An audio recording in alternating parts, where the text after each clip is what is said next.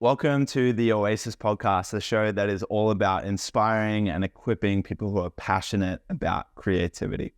Hosted by myself, Nathan Hyratt, and Robert McGann. Today, we want to talk about the enemies of creativity. And this will be by no means an exhaustive list, but what we hope to do in the very least is, with the few things that we do talk about, help you grow an awareness of the different things that have the potential to hinder or even kill your creativity. Let's dive in. Let's do it. So the first enemy that we're going to talk about is comparison. Let's do it. Comparison, I feel like if you even have breath in your lungs, you've experienced comparison in some way, shape, or form in your life. Yeah. And I think, especially in the world we live in today, it's so hard to avoid it because you are just constantly bombarded with every single person's highlight reel, you know? Yeah. Like you go on Instagram, you go on TikTok, the majority of what you see on there is just the highlights of people's lives. Yeah. And so it can be really, really easy, not even in just your creativity, but in your lifestyle and your relationships, whatever it is, to compare with other people.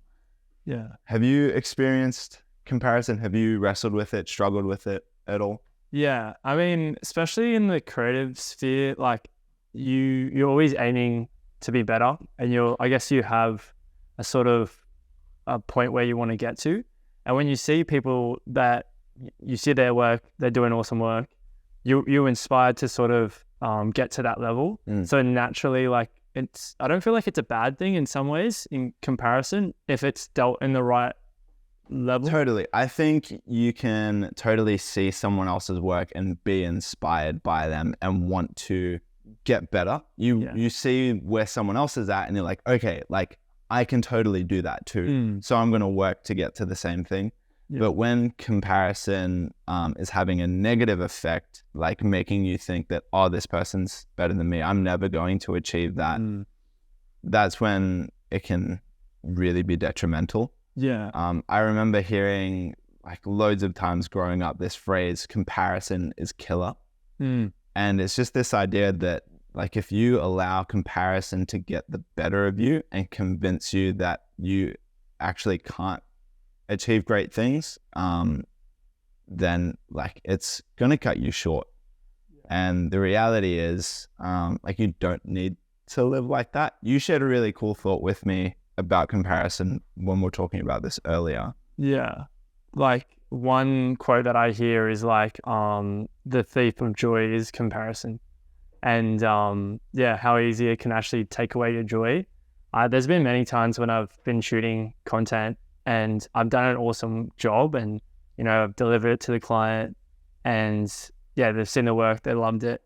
And I'm done with that project. But then I see something a little bit better. And then that joy that I had has just been stripped away. And it's like something that, I struggle with. It's something that I'm still working through. And I think all the ones that we're talking about, all these enemies of creativity can all like creep up on us. Like 100%. They're not something that you sort of sort through once in your life and you're sweet. I think it does take maturity in your creativity. And I know that people starting off will experience this more extreme than other people. Yeah. But I guess, did you want to sort of talk about how we can sort of combat? Yeah, I think in just a moment, I'd love to talk about how we can combat comparison. But first, one thing that I was just thinking of that I think a lot of us navigate these days when it comes to comparison, and something that I'm constantly having to combat against is like there's all these really, really potentially helpful, but also potentially harmful measurables out there when it comes to the platforms we share our creativity on. For example, on Instagram, you've got likes and comments and shares and saves and views and all these things. And followers, and so it's really easy to look at someone else's follower count or viewership count or the amount of likes or comments or whatever and think that your content isn't as good as someone else's and beat yourself up because of that. And so I think it's really just good to be aware that like if you're not careful, all those numbers can have the potential to play on you in a negative way. Yeah.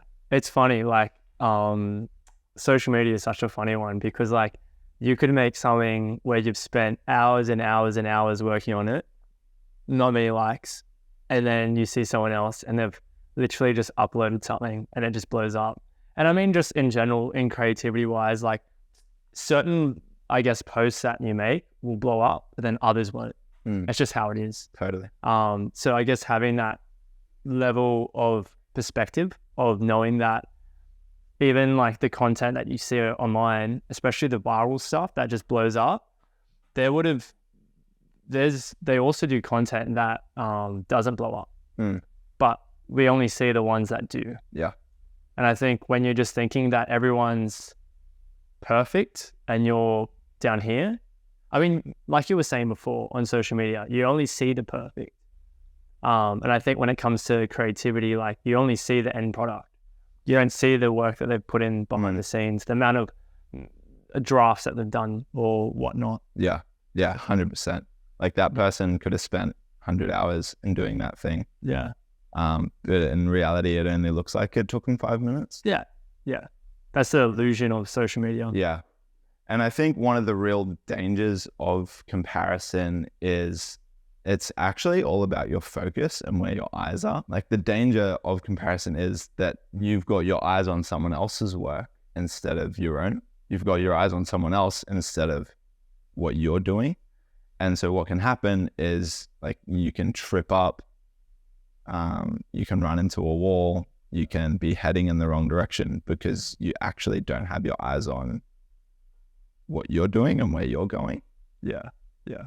It's actually funny. It kind of reminds me of when I used to play soccer. I used to yell at everyone about, I was really bad at this, but I used to yell at everyone when they were playing. I was that annoying kid that would be like, go for that ball, go for that ball. You know, I'm not surprised. But the thing was, I remember one day my coach sat me down and he was like, you need to like play your game.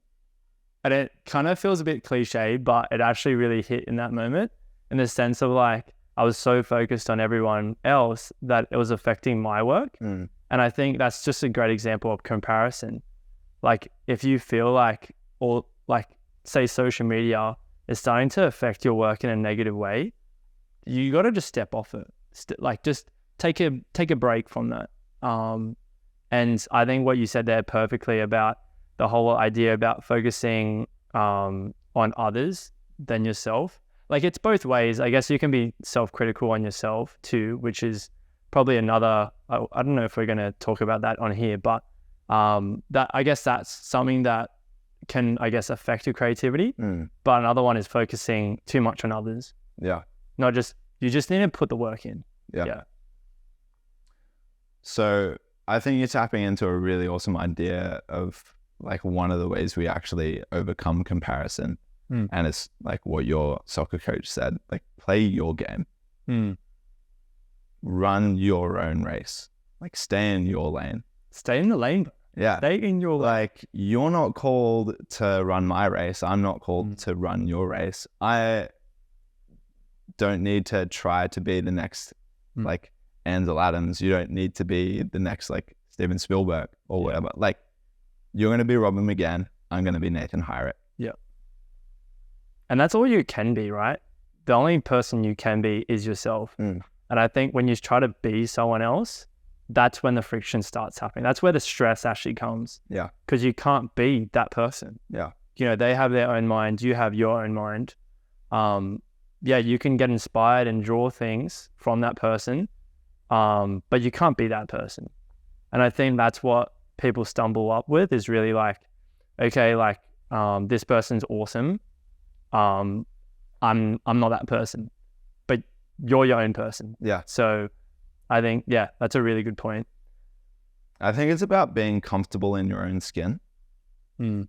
And like, I really hope that, like anyone that's listening to this, like can really be encouraged that like, you're awesome. No, you are. Thanks, bro.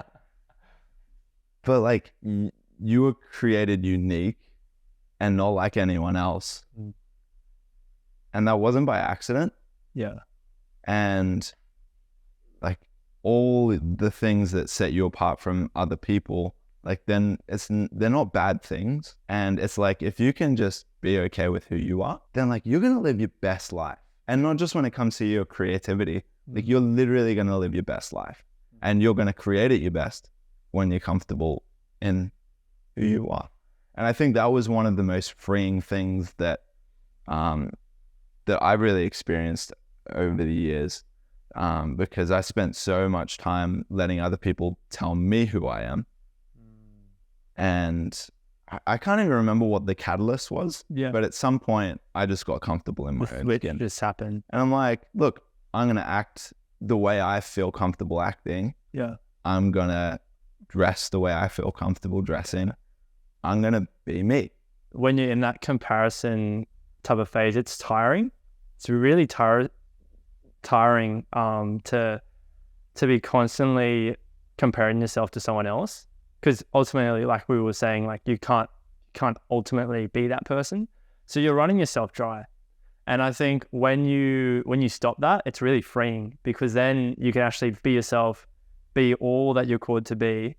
And it's not like you're being anyone that you're not. You're just being yourself. And I think the beauty of creativity is that expression of yourself. So when you can express yourself freely, the better work you're going to do. So yeah, I think as well, when it comes to this whole comparison thing, I'm a fitness guy. I go to the gym all the time. If you guys can't tell, just check his Instagram. Yeah, He's got the guns out. Yeah, always got the shirt off. Like that's me. The private account. Got no private account, though. But yeah, so one thing I like to think about when it comes to comparison is when you're at the gym, you know, you see someone that's built, you see that, you know, they're a unit. Like, just imagine me at the gym, and then you're just like looking at me, or I don't know, maybe not me. I'm not the biggest guy. But anyway, going back to what I was saying, The Rock's there. The Rock? Oh yeah, The Rock's there. Yeah, Dwayne Johnson's there. Okay, so you see Dwayne Johnson, right? And you're like, dang, like you're just starting off at the gym, and you're like me, a stick. So you're at a gym, you see Dwayne, and you're like, dang, like I wish I could be this guy. And you see his big muscles, you see him do that. Do you know how Can he do that? But no, please don't. No, I can't. I'll learn it for the next podcast, guys. But yeah, he moves like his pecs. His pecs, yeah. And you see that, and you're like, dang.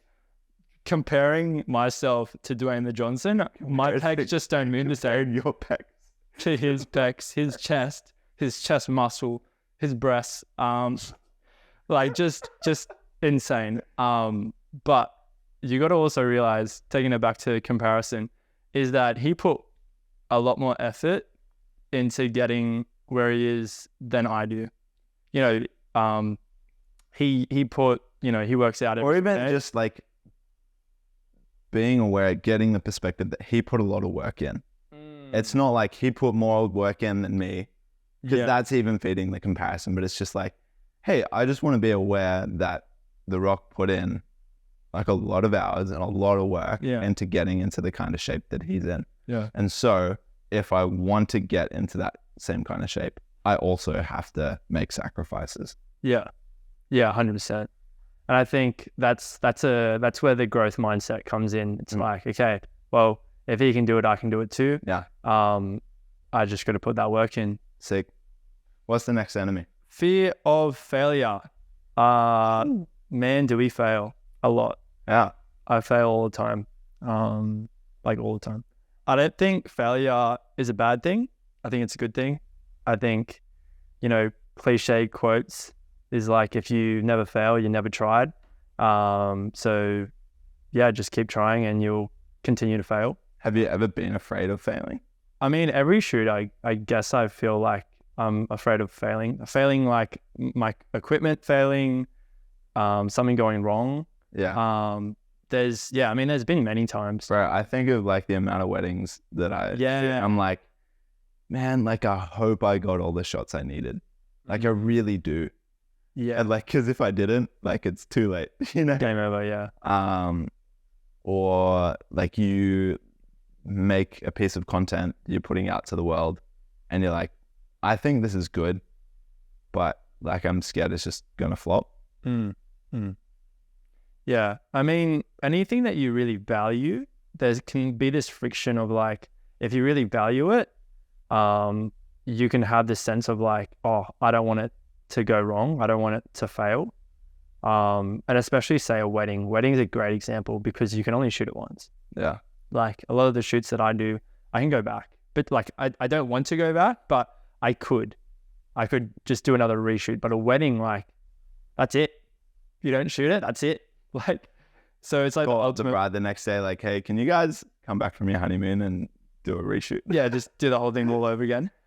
Yeah, I mean, it's stressful, man. Like, I don't know. I feel like after doing a lot of weddings, it's definitely that fear of failure has become less because experience comes in, and then you're like, there's always a potential for things to go wrong, but there's also preparing for that as well, and as actually just mentally preparing yourself as well. Because when you're mentally prepared, you know the unknown a little bit more, and I feel like the fear is not knowing. So yeah, it's definitely a tricky one. Yeah. How do you think you overcome the fear of failure? Yeah, I mean, I just bring it down to experience. I think the more that you put in that work, the more that you can visualize it. And I think you can draw from that as well. So like I've done a lot of weddings, so I can draw upon that. And I think as well, when I say if I'm doing something very stressful, I can draw back to like, okay, when did this happen? When was a similar moment like this happening? This moment may be the biggest thing that's ever happened in my life for shoot-wise, content-wise, anything that I'm doing. But you can always draw it back to something. It may not even be creativity. It could be like a stressful moment where you went up and did public speaking. But I think as well, seeing yourself in that and then knowing, like visualizing yourself overcoming that as well is really big. Because usually people get stuck in the like, oh, what if? These things go wrong and whatnot. But if you can see yourself like, okay, like this went wrong, but I overcame it. I still went to bed the next night and I was okay. Yeah, like in the grand scheme of things, it was all good. Yeah. Yeah. Like, I think that's comforting to know that it's not the end of the world if you do fail. Because to be fair, like I'd be lying if I didn't say that there's always 1% of failing. Yeah. But what about you? What's something that you think helps? Yeah, I think about just that whole mindset of like failure is only a loss when you don't learn from it. But if you can learn every time you fail, then you're always winning. Because you're always growing. You're getting those W's every time. Dubs. You know? And if you can learn from each mistake you make, like that's one of the best places to be in. Because the reality is like you are going to fail. You are going to make mistakes. And so if you can just be ready to learn from them, you're chilling.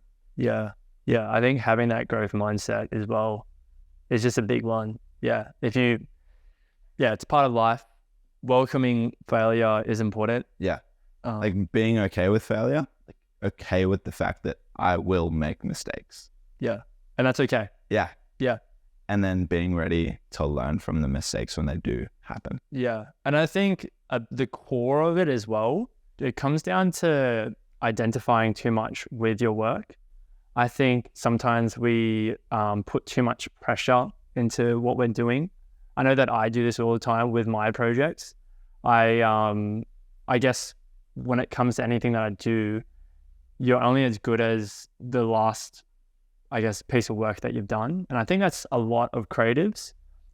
For example, like say painting, like you make a painting, like you release it, that has weight to it. say something that you post on Instagram, if you're only posting one-off things here and there, that has weight to it. So that there's still that weight to it, but I think when we put too much of our identity and our purpose into that, that's when we really have that fear, because we're just putting too much pressure on ourselves. Yeah, that's the danger of it, right? When you get your value caught up in the things you do and the things you make, then like there's a whole lot of weight on the things that you're making, because it's like, if this is bad, I'm bad. But if this is good, then I'm good. Yeah. And there's like just so much pressure on that. But you've got to realize that, and we keep talking about this. I love that we keep talking about this in every episode. Like, your value is not in what you do. It's inherent in who you are. And so it doesn't matter how good or bad the things you make are. Like, hopefully they are good things. We want to make good things, but the reality is, like, we are going to make mistakes. Yeah. And when we do, like, our value doesn't change. Yeah. And I think it's also the whole idea of like having those highs and lows. I think when we identify too much with those, like those high peaks, for example, like I've created some awesome stuff and like clients have come back and they've absolutely loved it. And I've just killed it, knocked it out of the park. But the thing is, those feelings fade away and you're back creating more work. And the same thing, you have a bad shoot, or you just have a bad experience creating something or whatever. Like those feelings come and it sucks, but then it goes back. And it's like everything I think it's a lie to think that whatever you produce lasts forever. Like, there is a legacy to your work when it comes to certain things. Like, if you're, you can make something really good and, everyone could like it, but that feeling goes away. And I think knowing that, you can sort of see your failure as like, this emotion that I'm feeling is just temporary. So I don't want to identify with this temporary feeling, because that's not solid ground. That's like, you're trusting in the wrong thing. And yeah, your value shouldn't come from that. Yeah. Something so temporary. Yeah, man. Yeah. Big facts. Seriously. Well, next enemy that I think it'd be cool to talk about is self-criticism. And I think this one really ties into comparison, and it ties into fear of failure. And it's one that like I wrestle with a lot. And it's just like this whole idea of like, you just cut yourself down, or you like don't believe that you're capable of doing things you actually are capable of. Like, the level that you think you're at or tell yourself you're at isn't the level you're actually at. And the danger of it is that you just cap yourself and the opportunities that are going to come your way. Yeah. And like, I even just think about like some of the creative opportunities that I could potentially step into, say this year, for example. Like, one thing that I think it'd be really cool to do is like get onto like doing some like social media content for businesses. But I'm like, oh man, like I haven't done that heaps, and so like maybe like I'm not going to be great at it. Yeah. But the reality is, like, I actually do have quite a good understanding of social media and the content needed to build a following and to build a community, to build trust, and to convert those followers and that community into business. Yeah.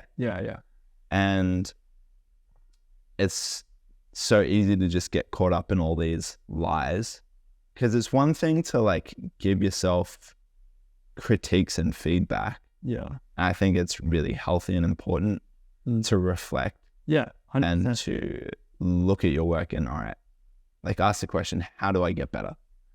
But it's one thing when you overdo it and you begin to believe things that aren't actually true. Yeah. Because then you just put yourself in a hole and stay there. Yeah. I think it just comes down to, is this feeding a limiting belief that I have? Say that again. So is this feeding a limiting belief that I have? So like, we can believe all sorts of things. You can believe that, the world's flat.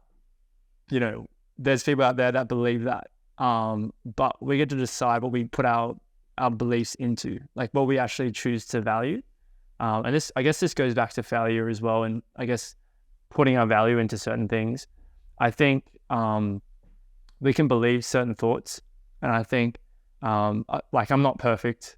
I do this all the time where I self-analyze my work. I get really critical of it. And I guess that's a perfectionist coming out of me. Yeah, because you can get into every single little nitty gritty bit and it's like, just let it go. And the thing is, most people don't even see it. Yeah. Like the amount of people that I've shown my work to, I'm like, oh, did you see that cut? Did you see that edit? Like, yeah. And they're like, oh yeah. Like they just don't notice it. And I think, that we can, it shouldn't, creating good work shouldn't limit you actually creating that work and just sending it, like just going for it. Because like we were saying about the whole failure and trying, if you don't like try, if you never fail, you never tried. And I think when it comes to self-criticism, like you need to, going back to the whole like beliefs and what you believe in, like that limiting belief that you're not good enough, like there is truth to certain things, but there's also half truths. Yeah. I think you can believe in the half truth that like, oh, I haven't done this project, so I wouldn't be any good at it. It's like, well, I haven't done this project. I may not be perfect at it, but I have got some experience. And I think, it goes back to like the half full or half empty thing. Yeah. You can see it in two different ways. But I think as a creative, you really need to see it as full. Because if you see it at empty, you're never going to do anything. You're never going to make work that's good because you're always seeing it as empty. But if you realize, oh no, I've got something here, you can pour that out and actually do the work. You can actually help someone out, put value into this world. But if you don't value that, if you don't see I'm glad that I have this glass right here. If you don't see the value, if you're just looking at the limiting belief of the glass, you're not going to even produce anything, to be honest. You're just going to stop. Think it's too hard. That's it. Because all your energy, all your time is going into your thoughts, not your work. And I think that itself, knowing that, like, am I putting too much energy into thinking about working rather than actually doing the work? You can be like, okay, time to put that energy into something else. Yeah, that's a really interesting thought. Like putting more time into your thinking than actually doing the work. Like, yeah, there's totally room for, and it's important to plan and to prepare. But when it's just thinking and overthinking and overthinking and overthinking, like not getting yourself anywhere. Yeah. I mean, at the end of the day, like thinking is not doing. And I think when you do things, that makes a difference. So like, I want to think all the days of my life. Like I love thinking, like having chats like this, but it's doing that, leads to the result, leads to actually doing the work, which is really important. Yeah. I do want to clarify though, like thinking is important. Yes. Yeah. 100%. Do think about what the work you're doing. But overthinking and overanalyzing and being overly critical is unhelpful. I love the old analogy that, like, if you put two dogs in a fight, I know this one. Which one's going to win? Yeah. The dog that wins is going to be whichever dog you choose to feed. And so when it comes to, like, those lies of self-criticism, or those lives of, like, self-belief, which one are you going to feed? Are you going to say, no, I'm not good enough to do this job, like, I'm just going to pass on it? Yeah. Or are you going to be like, no, I actually, like, have experience, like, yeah, this is going to be a stretch, this is going to be a challenge for me, but I can do it. Yeah. It's usually the harder option that we usually try to ignore, because I guess the thing about beliefs is you always pick the belief that's usually easiest. So like the reason why you choose like, oh, I'm not good at this work is because it's hard doing the work. It's not easy doing the work. If it was easy, everyone would be doing what we do as creatives. Everyone would be, I know I would personally be shooting every single day. I'll be doing this, doing that, but it's hard. It's not easy. But yeah, talking about the whole dog thing, yeah, like what are you feeding? What are you feeding yourself? What thoughts are you feeding into? Yeah, and I think if you're at that moment right now listening to this podcast, just have a think to yourself, what dog am I feeding? It's really important. And I guess going back to why we wanted to talk about these as well, when you're aware, you're able to, I guess, take action. You're able to actually, like when you turn on the lights, there's nothing that's hiding. You can see it. So being aware of all these things is going to really help propel your creativity. Yeah, like I think about how much more equipped you are to take on an enemy that you're aware of than you are of one that you weren't. Like if like you're back in the olden days where like people were fighting with like sword and shield. If you're sitting there in your castle and there's an enemy camped outside and they're preparing to siege you and you don't know that they're there, like when they attack, they're going to devastate you. Yeah. But if you're aware that they're there, then you can make the preparations you need to meet them head on. Yeah. I guess the last one we want to talk about leading up to this is procrastination. If there's ever an enemy in here that's like talked about the most right now in the creative sphere, it's definitely procrastination. I know for me, that's what I hear all the time. Like the amount of time that I feel like I've wasted in my life from just procrastinating. Yeah. And it's like, it's really frustrating, you know, because like, I don't want to waste my time. Yes. But for whatever reason, so many times I do. I think one of the best ways to overcome procrastination that I've found is actually like being aware of the things that are stopping you from just doing it. Yeah. Just actually getting off your butt and doing whatever it is that you need to do. Just do it. Just do it. Because it could be just a matter of like, in that moment, you're tired. So you're procrastinating because you're not feeling switched on. So maybe you need a nap. Maybe you need a snack. Or maybe you're just like not feeling motivated in that moment. And so you need to find a source of inspiration to get you G'd up to create. Yeah. And I think procrastination loses its power when you actually just become aware of what it is that's causing the blockage. Yeah, that's actually, I've never thought about that before. Like, okay, I'm not motivated, or I guess that's what procrastination is. Like, I'm not motivated to do the work, so I'm not going to do it, or I'm going to avoid doing it. So yeah, knowing, okay, like what's that blockage? What is that bottleneck that's stopping from the juices flowing out of your brain right now and landing on the page or the computer screen or getting out there and shooting? So one of the reasons that often I'll procrastinate things, and I think plenty of us procrastinate, is because like we have this like really big task in front of us. Yeah. And it's just such a mammoth of a thing that we just don't know where to start. Yeah. It's a big boy. It's a big boy. It's huge.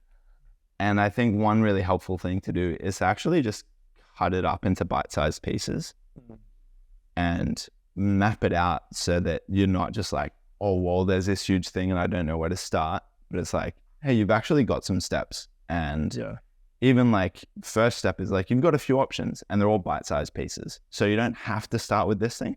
You can start with this or this or this. And it's all achievable things. Yeah. And that's such an easier way to get the ball rolling than. Yeah. 100%. And I think making a little bit of progress is more than not doing anything. Anything else you want to add? No, I feel like today's episode has been really good. Yeah, man.